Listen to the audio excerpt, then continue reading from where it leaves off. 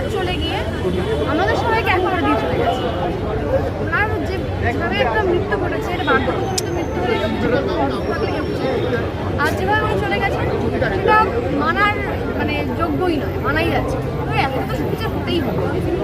আমরা প্রত্যেকেই, আমরা শিল্পীরা সবসময় চেষ্টা করি আমাদের দিক থেকে পুরোপুরি সহযোগিতা করার। আমরা প্রত্যেকটা শট যখন আমরা যখন অ্যাকশনটা শুনি না, আমরা সবসময় শটকে সাইডে রেখে আমরা আমাদের 110% দিয়ে কাজ করার চেষ্টা করি। কিন্তু আমরা তখনও না, আমরা সামহাও আমরা শুধুমাত্র ওই সিনটা নিয়ে ভাবি। বাট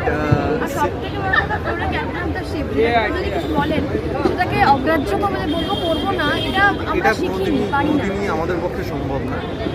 আর এইটুকু বলবো যে আমরা যেরকম আমাদের 100% দিয়ে কাজ করি, আমাদের যে ক্যাপ্টেন অফ দ্য শিপ থাকে বা প্রযোজনা সংস্থা থাকে, তাদেরও একটু দায়িত্ব নেওয়া উচিত আমাদের নিরাপত্তার। পুরোপুরি আমাদের হারে ঠেলে দেওয়াটা ঠিক নয়। আমি আগেও যেটা বলছিলাম যে এটা টিম ওয়ার্ক, এই কারণেই আমাদের কাজটাকে টিম ওয়ার্ক বলে, কারণ একার পক্ষে এই কাজটা সম্ভব না। তো সবাইকে প্রত্যেকের নিরাপত্তার দায়িত্ব নিতে হবে, তাহলেই এটা সম্ভব হবে। আর যার জন্যেই আজকে এখানে সবার একত্রিত হওয়া।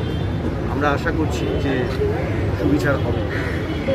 একটা বাস থেকে একটা জাম্প করার শট ছিল, সেটা দুর্ঘটনাবশত আমার দুটো পায়ের গোড়ালি ফ্র্যাকচার, তো এখনও আমার পায়ে ফ্র্যাকচার আছে। কিন্তু তারপরে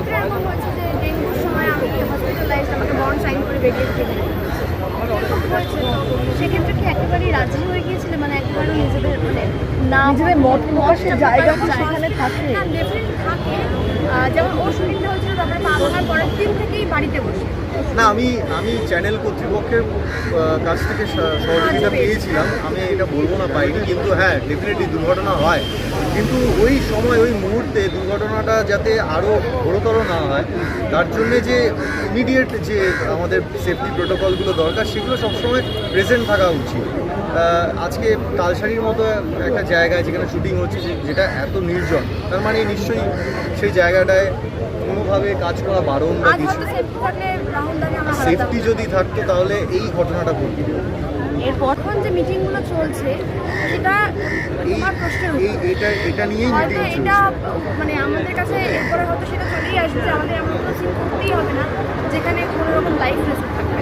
একদমই আমাদের আজকে অন্য কোনো দাবি দাওয়া নিয়ে নয়, একটাই দাবি দাওয়া আমাদের, সেটা হলো সেফটি অ্যান্ড সিকিউরিটি।